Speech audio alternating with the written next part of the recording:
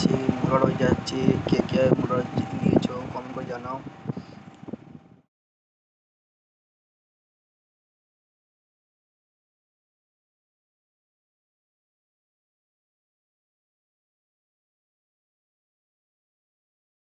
কে কে মুরারই চেনো তাদের কমেন্ট করো। এই তো এই মুহূর্তে ঢুকে গেছি ডুমুরিয়া হাই মাদ্রাসা, তারপরে ঢুকে গেলাম ঘুষকুড়িয়া বাইপাস। কে কে ঘুষকুড়িয়া চেনো কমেন্টে জানাবে।